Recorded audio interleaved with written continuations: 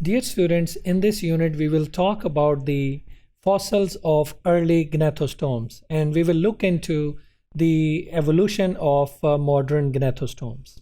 As it is evident that these gnathostomes have successfully inhabited different habitats, but the earlier gnathostomes, they used to share different characters as compared to the modern one.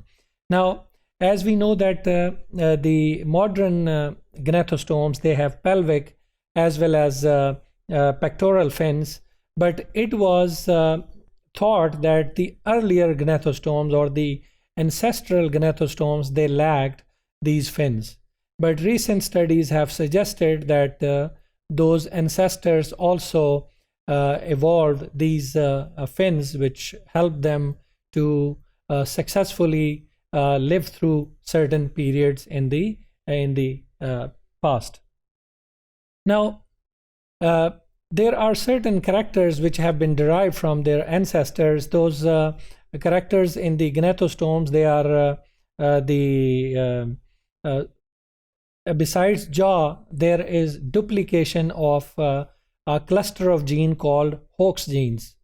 They were not present in the earlier or the ancestral gnathostomes, but with the evolutionary process, they got duplicated, and now there are 4 pairs of Hox genes which are present in the modern day gnathostomes.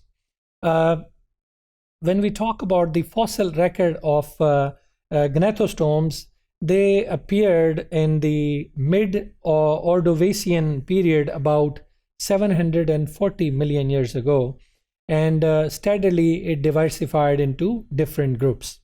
Now, the main groups, according to the fossil record, it shows that there were 2 different kind of gnathostomes which existed in the past. The one with the armored vertebrates, it called praecoderms, while another group of these jawed vertebrates or gnathostomes, it called acanthodians. It radiated in the Devonian period. Devonian period was the one where there was a diversification in the gnathostome species. Now, both placoderms and acanthodians, they disappeared by the end of Devonian period, some 360 million years ago.